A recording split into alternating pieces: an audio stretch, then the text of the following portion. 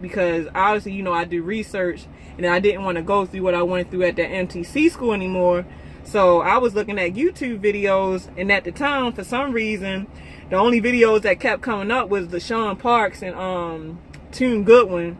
And I really ain't get into Tune Goodwin's videos until I got in the training. He the one that really, because I didn't know whether, I was like, damn man, should I go lease or should I go company?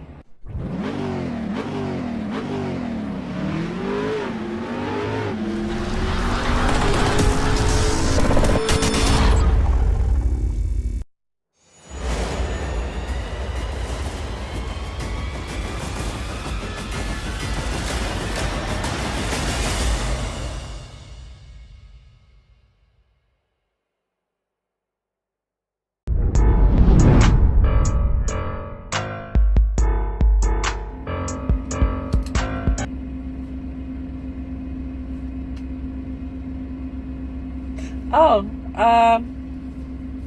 hey YouTube. Obviously, I'm going to make this video about which school should you choose for CDL driving, because obviously Mr. Joe Casella, he had a good point in one of his comments about you can, let me set y'all up as always, you can have all the trucking knowledge you want, but if you're a new person and you don't even have your CDL obtained, then having all that stuff don't mean nothing, because the first step obviously is to first obtain your you know, your driver's license. So obviously the first step in anybody's trucking career is choosing the right school to go for, so that you're successful in the start of your career. So in response to Mr. Joe Casella, this video is going to be on how you know what school to choose according to your needs. So when you're calling or looking around for a trucking school to go to, the main thing that you should think about first is your situation, because every situation can fit any company any type of way. Like what you might be looking for out of a trucking company, I might not be looking for that. Like you might don't have any kids to where you have more time than I have to dedicate to being OTR, to where I have 5 kids, so I need to be home. I need to be local or something like that. So the first thing you want to consider is home time. When you go to this trucking school, are you going to get the proper home time you need to be home with your family and take care of doctor's appointments or personal things or things of that nature? Or you want to also consider the contract. Number one out of anything, and number one you're going to deal with, especially if you get your CDL license through a mega trucking company, is read your contract, right? Really read the contract and read the terms and really consider, can I really successfully complete these terms?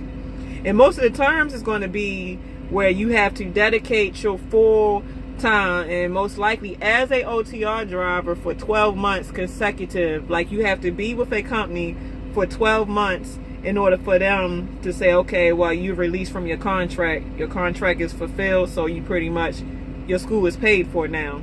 But a lot of times, a lot of people don't make it through the year.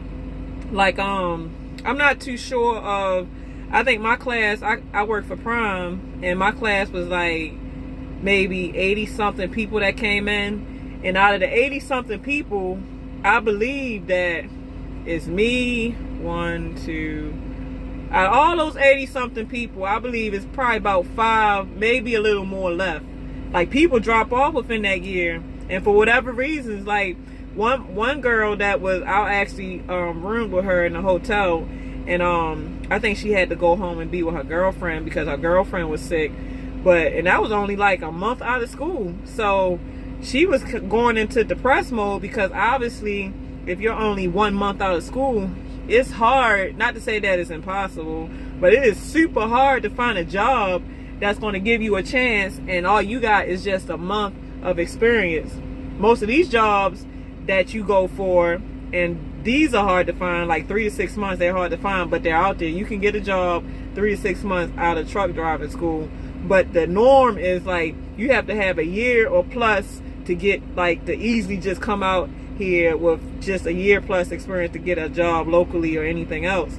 But I mean, when it comes to looking for a school to go to, the right way that I would say to do it without less hassle is to go to your local unemployment office. That's for now, until, because you know Trump is in office, so he's changing all the resources that each state can really offer their citizens. But I think it's still going on for now. Go to your local unemployment office and sign up. Like, they have programs where they will send you, they'll even send you to college to get like, they have a lot of associate's degree programs and a very few bachelor's degree programs where they'll pay for it. All you have to do is get good grades, attendance, and just do your best in school. But one of the programs in the unemployment office is CDL School. So if you go through the unemployment office, that's a grant, like it's grant funded by taxpayers.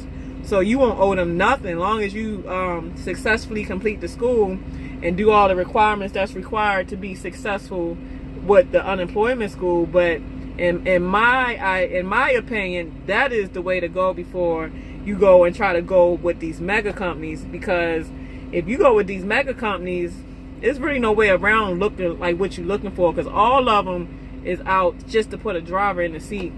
Their whole goal is to put bodies in a truck. They want to put a body in the truck no matter how they got to do it. If they got to send a bunch of people through just to pay for their schooling, I don't care, because most of the time most truck schools cost between $5,000 to $8,000. So if they got to pay $5,000 per head, and most likely they probably gonna make $100,000 off you or more the first year, that's a hell of a turnover rate. For I'm gonna just go for the highest. For $8,000, and they profiting, I said $100,000, so they profiting $92,000 off you. That's a hell of a profit. $8,000 and $92,000 profit. Shit, I'll probably try to run a company like that if I can get $92,000 per head. You know how many heads they putting through the school? And really the 92,000 figures if you do the full year. So that's not counting the ones that fall off before the year. But even if you fall off before the year, they still gain it, because they will try to come after you for the $5,000 to $8,000, whatever that school charge, or they'll put it on your credit report. So either way, they're gonna get that. They're gonna find a way to get their money. But my personal experience was, at first I went to this school called MTC. Don't go to that school. When I tell y'all don't go to that school, don't go to MTC. I think they're out of Bottom Road, Missouri. Like, they out of Missouri. They don't give a fuck about drivers, and they racist, because I went there, and you know, the application fee, they paid my bus ticket to get there. I got there. When you get there, like, I think I had to ride the bus for almost 2 days. They don't even give you a chance to get yourself together. Like, as soon as you get there, you go straight up there into a classroom, and they start drilling the book in your head straight off the damn bus. Straight off the bus. And like, it's one good thing I can say about Prime. Prime's terminal is awesome. Like, they will feed you until your stomach. Like, when I got out of Prime's trucking school, I had gained a couple pounds. So I'm glad that the pounds is finally coming off. But as far as food, Prime will feed the fucking shit out. If they ain't good for nothing else, their terminal will spoil you like a baby. But this MTC school, when you get with them, only thing as far as food that they give you is a double cheeseburger, and they'll put you in the hotel with somebody where you sharing with it's 2 people to a room. But at least with Prime, they had 2 full beds. But with MTC, whoever got there first got the bed, and whoever got there second got a cot. They put a fucking cot in front of the bed. So really the hotel was just made, it was a single hotel made for really just one person, but they so damn cheap, they just putting cots in rooms and forcing people to lay on these cots while the first person, I mean, it's a bunch of crap. And I actually got put out this school because I was asking about home time. So I was like, yes ma'am, I was just wondering how often do you get to go home, because I have children, so I'm just trying to figure out, you know, the home time. And she was like, oh, well, you shouldn't have came to this school if you knew you had children. If you knew you had children, then you shouldn't have came to this school. I'm withdrawing. I said, withdraw, man. I don't want to get out to school. I'm just trying to figure out how the hometown works, because I don't know nothing about trucking. This is my first I'm trying to figure, and she got nasty with me. And you know what I did? When you go to a rinky-dink school like that, make sure you have a car rental. The second day I got to that school, I had a car rental. I had like a mid-size, like if you kind of tight on money, at that time I was. So I had got me like a little mini coupe type car. Those little mini cars don't cost much, so I rented that for a week, and I'm glad I did, because when she told me to leave, I wasn't going to wait till she came to my room and try, because a lot of these companies will put you out there on your ass. Like, they'll get you there, but they won't get you back. So they thought that they was going to do that to me, but they ain't know I already had a rental car, so y'all not hurting me. As soon as she said I'm withdrawing, okay, bitch, you want to withdraw my application? I went in my room, packed my suitcase up, got in that little rental car, and drove my ass all the way back to North Carolina. So what? I don't care. I'll just go to another school. Just the way y'all need drivers, other people need drivers too. But at the time, I didn't really realize that I could have went to the unemployment office. Like I said, a lot of this knowledge that I've gotten, or that people get, it comes with being out here, or for people that's lucky, or people that's privileged. It comes with having mentors, and I didn't have any mentor. This was a passion that I wanted, but I didn't have nobody to kind of show me the way, so I kind of had to find my way the hard way. But if you got a mentor and you know that he's good at what he does, shoot, listen to your mentor and let them guide you, because they can save you a lot of BS that you have to go through out here. So like I said, don't go to MTC. And if you're thinking about going to a mega company, consider, can I invest a year of my life of being over the road for these people to fulfill my contract?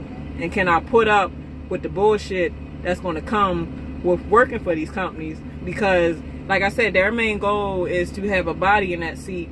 So if you're a company driver, you're really forced dispatch. So when they send you somewhere to go, most of the time you're not going to be able to say, no, I don't want to go there. You better get and go there. Or home time. Like, I think for most companies, you get 1 day per 7 days you out and run. So if you want 3 weeks straight, you get to go home for 3 days. Whereas a lease operator, I can go home whenever I want. But the downside of that is, even though I can't go home whenever I want, I still have my fixed cost that's continually rolling, that I'm gonna be in the negatives for, the way I have to work that much harder to get out the hole. But I'm my own, as they try to make you believe, I'm my own boss. So like I said, all these mega companies, as far as these truck driving school, they all pretty much the same. All of them got the same bullshit with them. They all got these contracts you got to fulfill for the 12 months. Only thing I would just say to look for if you want to go the mega company route is, like I said, check out to make sure that they not, like, the staff is not racist. Ask questions about the home time before you even go. Consider your lifestyle situation before you even go. And make sure you bring money with you when you're going out of state. Because I understand you can believe in something so much that you jump into something without preparing. But when you jump into anything, especially when it's like far away from home, like you leaving your state to go to another state to go to school, have a substantial amount of money. Like, at least carry about $500 or more. Really, if you can carry like $800 to $1,000, that'll really be a cushion for you for anything. Like, say you can't pass the CDL test.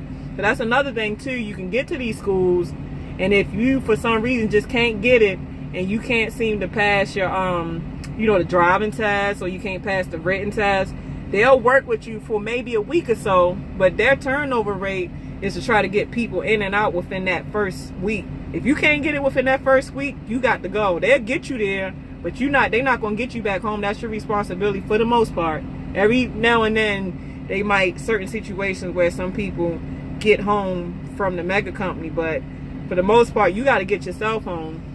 So, I mean, the good thing about Prime, though, if you can make it through the first week and you get into your second week phase, the second week is when they give you the PSD money, where you get like $200 a week.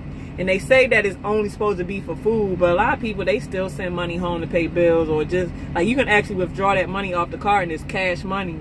So if things ain't going right to where maybe you can't, at that stage, you can't get the driving test, You could just say, fuck it, I'm gonna use this money and I'm taking my tail home. That's if you didn't bring any. So like I said, just be careful going to small rinky-dink CDL schools, because they can really just, bad enough you're gonna go through it no matter who you go with, but those small rinky-dink schools really slave you or really mistreat you, don't feed you. Bump that. I love to eat. Shoot, if I can get me a good meal, you won me over. If you can get me some good food, you won me over. Prime got a lot of shit with them sometimes, or half the time, whatever times, just time in time, but they can make up for all the food that they make sure you have when you go to that terminal. So yeah, that's just my intake on schools. Like I said, be careful of the small rinky-dink schools. If you have to or going to go with a mega company school, just ask questions, like really consider your life. Can you afford to invest a year into that? And I mean, it is what it is, but the ideal way is to just go to the unemployment office and just come in with your CDL, because if you go to the unemployment, or even another option, come out of pocket and pay for school. Like, you got some schools, depending on your state, where it can be, I think, I said from $5,000 to $8,000, but there are some schools, depending on the state, where you probably can get it for $3,000. If you, like, say tax season, like, especially people that got children, obviously you probably gonna get a good refund back. Use your refund from your taxes to just pay for the school. Like, if you can't get it through the unemployment, just save up your money, pay for the school, and go into these mega companies already with your CDL license, because when you do that, you're not locked down to nobody. I mean, nobody. Like, if you go in with your CDL license and say you don't like it after the first 2 to 3 months, they can't hold you. I mean, they can't hold you anyway, but as far as legally binding, they can't hold you because you don't owe them nothing. You didn't go to their school. You didn't sign their contract. Only thing you did was just brought your CDL license into their school to work for them. So, and another thing too, just be prepared, unless you're privileged like that to where you know somebody that knows somebody. Just be prepared as a new person. You're going to be OTR. There's not too many people that don't know somebody that knows somebody that first start off and get the pick of the litter as far as getting all these great paying loads, or get all these local jobs. That's just not what it is. As a newbie, you're going to pay your dues. You're going to pay at least 1 to 2 years of going through the bullshit before stuff start getting on an even playing field. And I'm realizing that.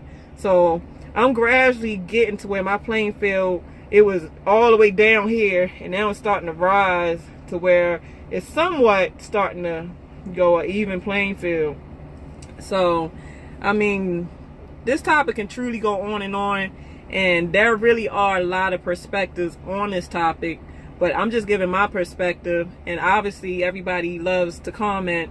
So let's converse about this topic. And for all you senior drivers, if it's something I haven't covered, just leave a comment below, so whoever's coming to look at this, they can kind of read from your comments of help, because that was a great question, Mr. Joe Casella. Like, you're right. I wish I would have known. The only thing that was kind of inspiring me to go to prom, because obviously, I do research, and I didn't want to go through what I went through at the MTC school anymore.